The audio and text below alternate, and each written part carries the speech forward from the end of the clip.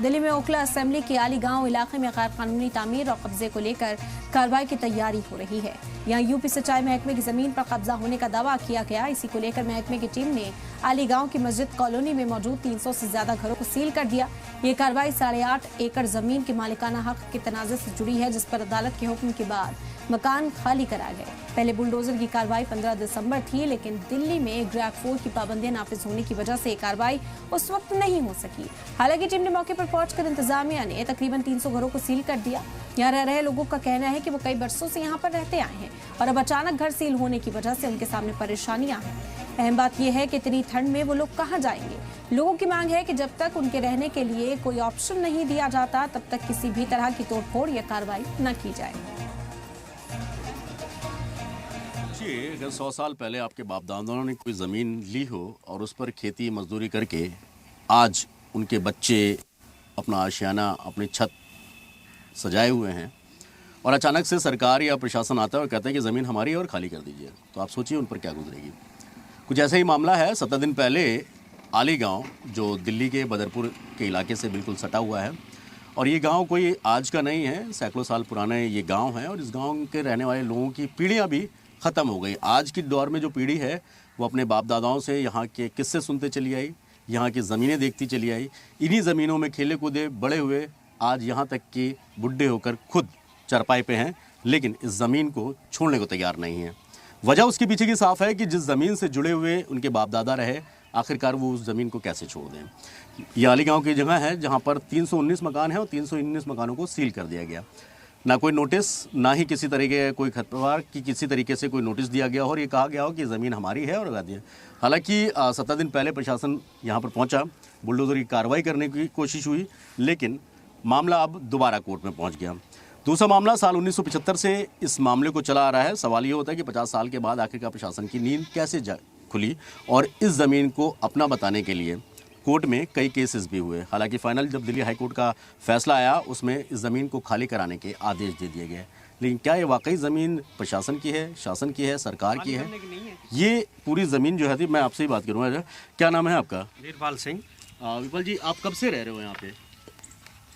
अंग्रेजों के राज से शुरू तो रह रहे हैं यहाँ पे। हमारे दादा भी यहीं पे दादा भी चले गए, पिताजी भी चले गए, हम भी जा रहे हैं अभी। वीरपाल जी, मैं एक चीज़ जानना चाहूँ, क्या मामला क्या है? 17 दिन पहले प्रशासन आता है, आप लोगों के मकानों पर सील लगा दी जाती है, क्या बोला? जमा करा के कोर्ट में सारे, कोर्ट में हम भी जा रहे हैं, हाई कोर्ट में भी गए, सब इनका कोई खसरा नंबर नहीं है, किसका भी खसरा नंबर नहीं, किस पे भी नहीं है। प्रशासन के बाद कुछ भी नहीं है, बस डिग्री दिखा देते हैं। डिग्री पता कब करी ना, ये पता नहीं हमें कब करी, बस यही पे चलते थे। यही पे तो बताया जा रहा है कि 1975 से ये मामला चल रहा था और कुछ दिन पहले दिल्ली हाई कोर्ट ने फैसला दिया। दिल्ली हाई कोर्ट के आदेश के बाद ही ये कार्रवाई शुरू हुई। ऐसा कुछ नहीं है जी, ऐसा कोई कानून नहीं है, आदेश था उसके, ऐसा नहीं। बस डिग्री दिखा देते हैं। हमारा वकील खूब कह रहा आप खसरा नंबर दिखा दो और ले लो जमीन, नहीं दिखाते। बस कौन नहीं दिखाता? प्रशासन? हाँ, प्रशासन नहीं दिखाता, नहीं दिखाता, कुछ भी नहीं दिखाता। आपका क्या नाम है? जी, शौकत अली। शौकत साहब, आप कब से रह रहे हो यहाँ पे? जी, हम ये लगा लो कि हमारे जो दादा और परदादा, उनके हमें तो ये भी याद नहीं कब से रह रहे हैं, मगर एक सोसाइटी बनी जो मल्टीपर्पज सोसाइटी के नाम से हुई और वो चौधरी ब्रह्म प्रकाश ने, जो हमारे पहले मुख्यमंत्री थे दिल्ली के, उनने बनाई। उनके क्या था, उनने ऐसे ऐसे आदमी लिए जैसे दरियागंज के सोलाल जी और भोगड़ के ये तुम्हारे क्या सर लाला जी और कलीराम जी और चौधरी अमर सिंह, जो जिन पर 250 बीघे ज़मीन थी। ये उनने ये करीबन को 21 मेंबर थे आज के, 21 मेंबर बनाए। उनके बाद में उन चौधरी ने, जो बड़े बड़े साहूकार है, उनने हम छोटे छोटे आदमी यहाँ प्यादे रख लिए इस ज़मीन पे, और प्यादे रखने के बाद ये कर दिया भाई तुम हमें 2 हिस्सा तुम हमें दो और 1 हिस्सा तुम लो। तो हमारे नाम से कोई पर्ची कटी या नहीं कटी हमें पता नहीं है। या कब की बात है आपने बताया? ये जी कम से कम ये लगा लो 70-75 साल हो गए जब से। तो हमें तो यानी कि ये लेते थे, हमें जो साहूकार थे इन्हें देते थे हम ना मेंबर थे ना लेना देना, वही उनका नाम था नहीं। मतलब ज़मीनें किसी और की थी, आपको यहाँ पर खेती बाड़ी करने के लिए रखा गया था। हम यहाँ खेती बाड़ी कर रहे थे इसी पे, और ये ना तो ये बताया कि भाई ज़मीन किसकी है, और ज़मीन यानी कि दिल्ली की है, यूपी की, हरियाणा की। हम तो मजदूरी कर रहे थे और आज भी हम मजदूरी कर रहे हैं इस पर। वो ज़मीन जो इनकी थी वो ले ली इनने, करीबन 300 साढ़े 300 बीघे जमीन है, वो ले ली और ये रह रही है। ये जो जमीन है जिस पर भी ये कह रहे, तो ये तो यानी कि मजदूर इनकी वो है। ये टोटल मामला जो है 379 एकड़ की ज़मीन का है ये मामला, जिसमें से 8.48 मतलब 8.5 एकड़ ज़मीन जो आप लोग जहां पर बैठे हैं उसका मामला अभी कोर्ट में। जो आज जो हमारे गांव के लंबरदार हैं, ये जो बड़े बड़े आदमी हैं, इनकी जो ज़मीन थी 11 बीघे थी, आज उनके 15 बीघे होगी। वो ज़मीन कहाँ से होगी? वो ज़मीन उनके पास कहाँ से होगी? ये ज़मीन यही थी इनकी, जो उनने बेच खाई और हमारे पास आ गए इधर लड़ना। चौका साहब, अभी क्या मामला है? आप लोगों का प्रशासन का कोई नोटिस वगैरह आया था? देखो जी, प्रशासन का नोटिस ये था, परियोड़ा लगाया था, उनने लिख दिया 8 एकड़ कुछ पॉइंट। हाँ। 8 एकड़ पॉइंट लगा के बाहर, हाँ जी, और उस मेन रोड पे लगा दिया। मेन रोड पे लगाने के बाद ये कह दी कि भाई तुम जो एकदम फोर्स आई और आते ही ना बस। किस तारीख की बात है? ये 11 तारीख की बात है। ये 15 तारीख की बात है। तो 15 तारीख से ये सारे मकान सील कर दिए? हाँ, 15 तारीख को मकान सील कर दिया और हम सब घर से बाहर निकाल दिए। तो अभी कोर्ट आप लोग गए हैं क्या? हम कोर्ट गए हैं और हम आशा करते हैं कि हमारे साथ न्याय होगा और प्रशासन पे और हमारे मुख्यमंत्री पे जो है हमें विश्वास है कि हमें यहाँ बसाएंगे। अब आपको असल में मैं दिखाऊं इस पूरे ज़मीन का, ये टोटल जो ज़मीन का एरिया है वो 379 एकड़ कुछ पॉइंट का है। हालांकि 371 एकड़ ज़मीन यूपी इरिगेशन अपने कब्जे में ले चुकी है।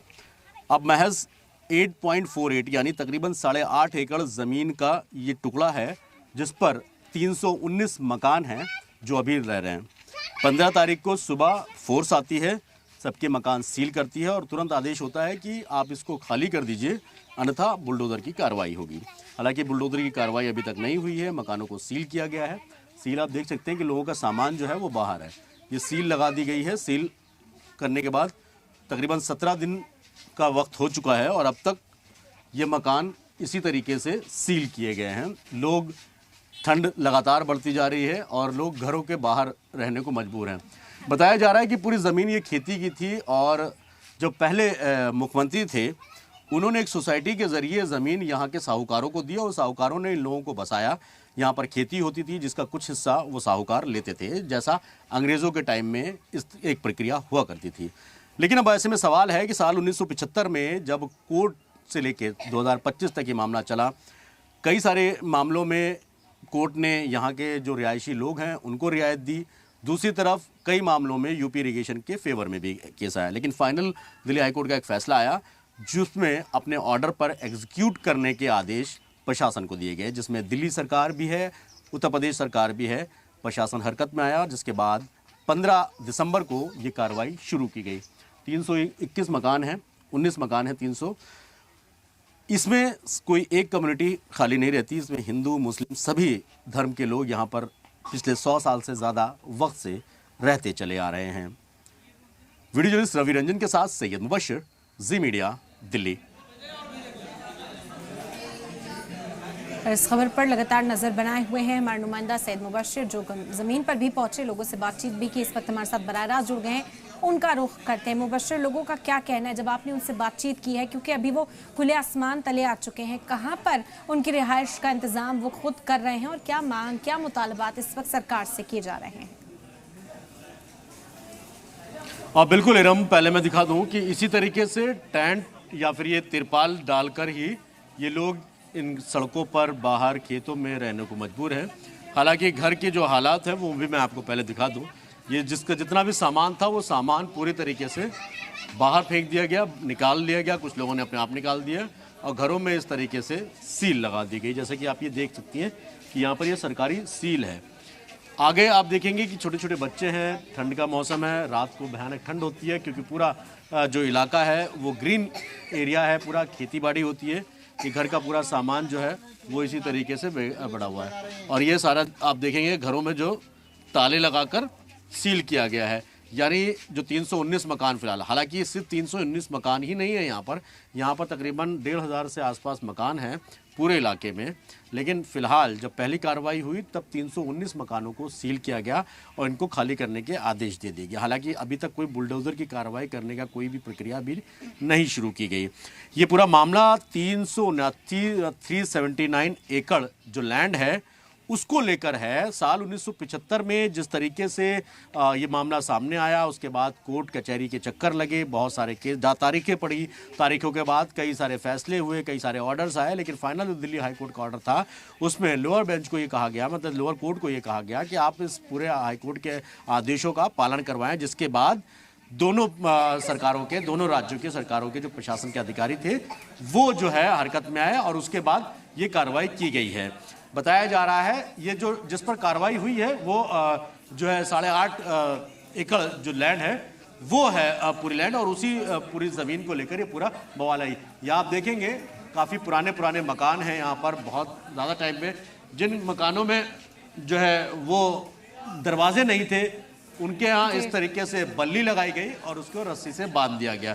तो ये पूरी प्रक्रिया है जिस तरीके से यहाँ पर अपनाया जाए। लोग आज भी इसी तरीके के घरों में रहने को तैयार है। घर क्या कहें इसको कि ये छत एक डाली है कि किसी तरीके से बच्चे हैं छोटे छोटे, उनको किसी तरीके की परेशानी ना हो, बहुत बुजुर्ग महिलाएं हैं, खवातीन हैं यहाँ पर, उनको दिक्कत का सामना ना करना पड़े।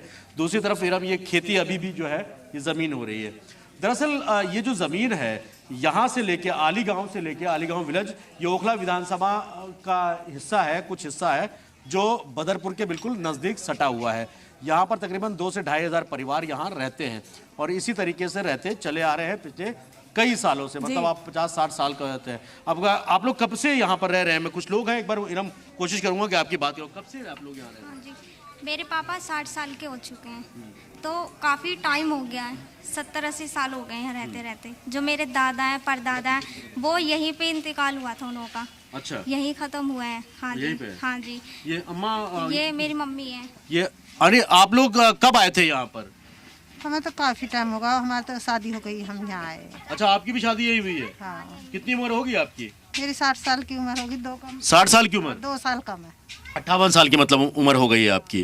तो ये इससे पहले आप लोगों को किसी तरह का कोई नोटिस वगैरह कुछ आया था? ना भैया, यहाँ कुछ नहीं आया। कोई नोटिस नहीं आया? ना कुछ नहीं। अब आप लोग क्या करेंगे? क्योंकि अब तो सरकार ने बोल दिया, फिर प्रशासन बोल रहा है कि आपको जगह खाली करनी पड़ेगी, मकान आपके सील हुए हैं, तो इसी तरीके से बाहर पड़े हुए हैं। अल्लाह मालिक है, हाँ, क्या पता हमारी सुन ले अल्लाह। सही बात है ना। तो आपको लगता है कि अभी कुछ उम्मीद बची है? हाँ। देखिए इरम, उम्मीद पे दुनिया कायम है, ये कहावत हम सुनते चले आए, लेकिन ये उम्मीद और भी ज़्यादा मजबूत तब हो जाती है। सरकार ने फौरी तौर पर एक राहत, सरकार ने नहीं बल्कि कोर्ट ने फौरी तौर पर यह राहत दी कि उसके बाद कोई सीलिंग की कार्रवाई नहीं की गई है 319 मकानों के बाद। हालांकि यहाँ पर हर किसी मकान पर खतरा मंडरा रहा है कि कब जाने क्या होगा, लेकिन अगली तारीख जो है वो 12 जनवरी की है और 12 जनवरी से पहले प्रशासन से, जैसे हालांकि उन्होंने ऑन कैमरा कोई बात नहीं की, लेकिन उनका कहना है 12 जनवरी तक किसी तरह की कोई कार्रवाई नहीं की जाएगी। 12 जनवरी के बाद कोर्ट का जो फाइनल आदेश होगा उसके हिसाब से कार्रवाई की जाएगी। कुछ और खवातीन भी यहाँ पर मौजूद हैं, उनसे भी एक बार इरम मैं आपकी बात करवाता हूँ। आप लोग अभी इसी तरीके से बाहर रह रहे हैं? आज 16 दिन हो गए। 16 दिन हो गए। 16 दिन कैसे खाने पीने का और सबका कैसे चलता है? खाने पीने का बोल तो रही हूँ, भूख लग रही है, सुबह से कुछ नहीं खाया, ऐसे ही बैठे पड़े हैं सब, इधर उधर से। सामान सारा बाहर है या अंदर? नहीं, अंदर भी है, कुछ खाने पकाने का अंदर भी है, और कुछ जो निकला था वो निकल गया और जो नहीं निकला वो सील कर गए। तो अब आप लोग क्या करेंगे अगर ये इस तरीके से अगर सील ही रहा, ये भी घर नहीं हुआ? हम तो इस तरीके से यहीं पड़े रहेंगे जब तक हमारे इंसाफ नहीं होगा। इतना ऐसे ही पड़े रहेंगे, कहाँ जाएंगे बताओ? सियानी बच्ची हमारे साथ हैं, कहाँ जाएंगे? हमारा आदमी इतना तो कमाता नहीं है जो कहीं रेंट पे ले जाकर रह लेगा। तो हम हमारे इसलिए पिन्नी की यहाँ अपना मकान था आपका? अपना ही मकान था, हमारे सास ससुर ये सब यहीं थे, यहीं पे रहते? जी। देखिए ये कहानी इरम किसी एक परिवार की नहीं है, तकरीबन सभी जितने भी परिवार हैं यहाँ पर वो कुछ और तस्वीरें इरम मैं आपको दिखाता हूँ। ये आप देख रही हैं छोटी छोटी, ये सामने जो आप मकान देख रही होंगी, इस मकान की जो ईंट है हमने अपने बचपन में और अभी भी देखा होगा, जो अंग्रेजों के टाइम पे जिन ईंटों से चिनाई होती थी ना, जिनको लाहौरी ईंट बोला जाता था, उस मकान की ईंट है। तो आप ये अंदाजा लगाइए 75 साल से ज्यादा उम्र तो इस मकान की हो गई है। इसके अंदर भी एक जगह है जो 100 साल पुराने मकान बने हुए हैं, जो मोटी ईंटें हुआ करती थी वो दूसरे तस्वीर में आपको दिखाऊंगा, अपने कैप्टन सर रवि से कहूंगा कि एक बार आपको दिखाएं। ये अभी भी जो जमीनें हैं वो वहां पर यही लोग खेती कर रहे हैं, यही लोग अपना फसल उगाते, इसी तरीके का यहाँ पर चल रहा है। और ये कोई पहली बात नहीं, और ये इस इलाके में हिंदू मुस्लिम अब से नहीं तकरीबन 100 साल से रह रहे हैं, किसी तरीके का कोई भी वो नहीं है। प्राचीन हनुमान मंदिर आपको दिखेगा यहाँ पे, पुराना मंदिर है, काफी पुराना है। यहाँ पे जो लोग हैं आपस में बहुत भाईचारा, बहुत आराम इत्मीनान से रहते हैं। लेकिन 15 दिसंबर कि सुबह 11 बजे के आसपास जब वो आफत आती है तो इन लोगों का आता है। अभी भी आप देखेंगे छोटे छोटे बच्चे हैं जो इस ठंड के मौसम में बाहर सड़कों पर पड़े हैं, मुबश्शिर, मजबूर क्या हैं। कहना है? कोर्ट का रुख किया गया, वकीलों से बात की गई अभी, क्योंकि आप इससे पहले भी जब बातचीत कर रहे थे खसरा नंबर का जिक्र भी उनकी ओर से किया जा रहा था, तो क्या उम्मीद दिखाई दे रही है, उम्मीद बाकी यहाँ पर नजर आती है इस मामले में? अब बिल्कुल, मैं कुछ लोग हैं। और जी क्या नाम है आपका? मोहम्मद शाहरुख नाम है जी, मोहम्मद शाहरुख नाम है। मोहम्मद शाहरुख। शाहरुख, मुझे एक चीज़ बताइए, अब क्या उम्मीद लग रही है आपको? कोर्ट पे आपको कितना यकीन है और किस तरीके से देखते हैं कि आगे फैसला जो भी होगा, अगर कल को फैसला आपके खिलाफ आता है तो फिर क्या करेंगे आप लोग? देखो जी, फैसला खिलाफ आ सकता है ज़्यादातर, क्योंकि ऐसा है कि गवर्नमेंट से तो कोई जीत ही नहीं पाया आज तक, फिर वो तो यूपी गवर्नमेंट। मगर ये तो सरकार का फैसला नहीं है, ये तो कोर्ट का आदेश आया था जिसके बाद ये कार्रवाई हुई है। नहीं, सरकार का आदेश तो जब आया जब यूपी एलिगेशन ने जब उन्हें वो करा, और इस सरकार को थोड़ी ना आदेश आएगा। जब उन्होंने यूपी एलिगेशन वालों ने केस किया, नोटिस लगाए थे 2018 साल 1975 से चल रहा है ये मामला। नहीं, 1975 से तो चल रहा है। डिग्री उनके पास 1975 की है, और उसके बाद उन्होंने 2000। आप लोगों के पास सबसे पुराने पेपर कब के हैं या किसी के पास भी हो? नहीं, देखो पेपर तो देखो हम तीसरी चौथी पीढ़ी है, आज तक हमारे बुजुर्गों को पेपर की जरूरत नहीं पड़ी, तो हमें भी नहीं पड़ी, हमने भी पेपरों पर गौर नहीं किया।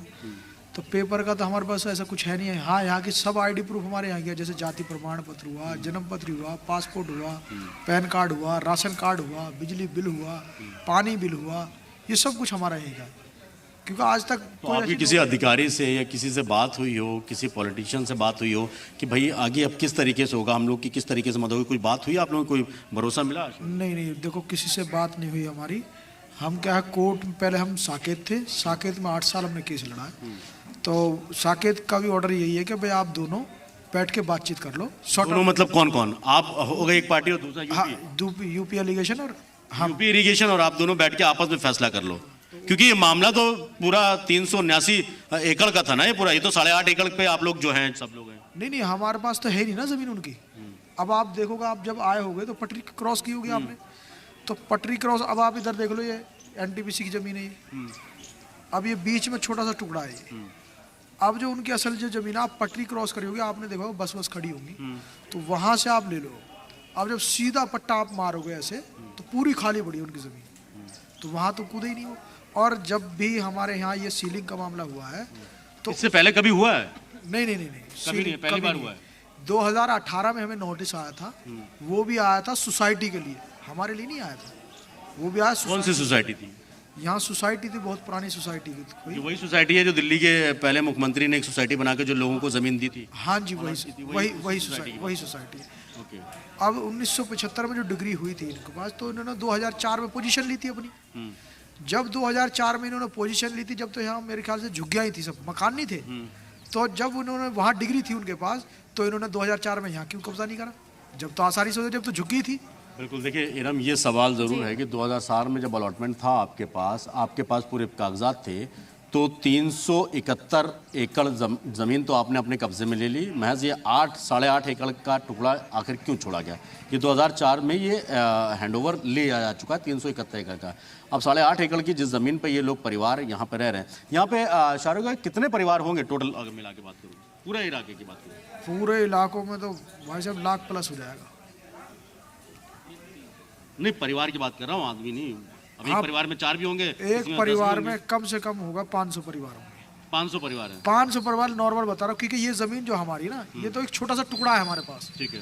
जो असल जो जमीन है, अब आप जब चौक से आगे चलोगे जब, तो इधर सैनी है, इधर हरिजन है, फिर इधर नाई, मतलब मिली जुली आबादी है, मिक्स है सारे। यहाँ करीब 80% तो है हरिजन हुए, नाई हुए, सपेरे हुए, जाटव हुए, ये सब है। और जो है करीब 20% मुसलमान। 20% मुसलमान है, 80% नॉन मुस्लिम है यहाँ। हाँ जी, यहाँ इस तरीके। हाँ जी। आप जाके देखिए, खैर यहाँ पे ये काफ़ी लंबे अरसे से ये लोग इरम रहते चले आ रहे हैं। अब ऐसे में सवाल ये है कि आखिर इस 8.5 जो है एकड़ की जगह को लेकर कोर्ट ने ये कहा कि आप आपस में बैठ के फैसला कर लीजिए कि किस तरीके से इसका निपटारा किया जा सकता है। हालांकि यहाँ पर जैसा मैंने बताया, दिल्ली के पहले मुख्यमंत्री ने एक सोसाइटी बनाई थी जिसमें 21 लोगों की कमेटी थी, और उस कमेटी में किसी को 200 गज, किसी को 150, माफ़ कीजिएगा 200 बीघे, किसी को 150 बीघे, इस तरीके की ज़मीनें अलॉट की गई थी।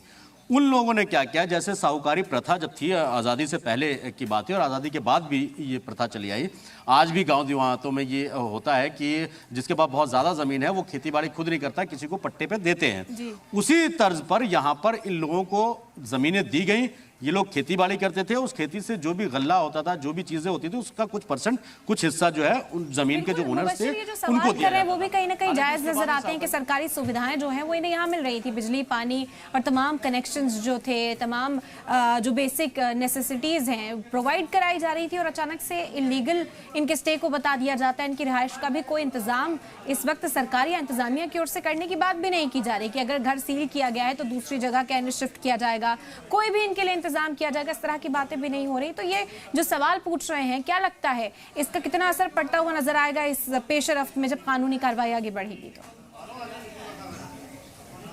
तो हम देखिए, थोड़ा सा हमें समझना होगा लीगल और इलीगल, यानी ऑथराइज और अनऑथराइज कॉलोनीज का। दिल्ली में 1639 अनऑथराइज कॉलोनी थी जिनको साल 2001 में ये कहा गया था कि उनको रेगुलाइज किया गया। उसके बाद जब पिछली सरकार थी, शीला दीक्षित की लास्ट सरकार, उसमें भी ये कुछ कॉलोनीज को 1639 कॉलोनीज को रेगुलाइज किया गया था जिनका कंप्लीशन सर्टिफिकेट दिया गया था। उसमें से बहुत सारे इलाके जो थे जिनको रेगुलाइज करने की बात कही गई थी और उनको कर भी दिया गया था। अब दूसरी तरफ बात इस चीज़ को समझिए आपको कि रेगुलर कॉलोनी हो, ऑथराइज हो या अनऑथराइज हो, ये बेसिक राइट है हर एक शहरी का। जिस शहर में वो रहता है उसको सरकारों को देना होगा, चाहे वो रेगुलाइज कॉलोनी में रह रहा हो, ऑथराइज में या अनऑथराइज में। बिजली, पानी की जो सुविधाएं हैं, सड़क, नाली, खड़ंजा, ये सुविधाएं देनी पड़ेंगी। अनऑथराइज कॉलोनी है तो भी देनी पड़ेंगी, नहीं है ऑथराइज है तो भी देनी पड़ेंगी। तो ये कोई एक बेसिक बेस नहीं मान सकते इस चीज को कि आप यहां पर सरकार की तरफ से, सरकार अगर इनको कहीं और भी ले जाके बसाती है तो वहां पर भी इनको देना पड़ेगा। सरकार की ये जिम्मेदारी है और ये हर एक नागरिक का राइट है कि उसको बिजली, पानी, सड़क, नाली, खड़ंजा, ये जो बेसिक सुविधाएं जो आम लोगों को चाहिए होती है वो देगी।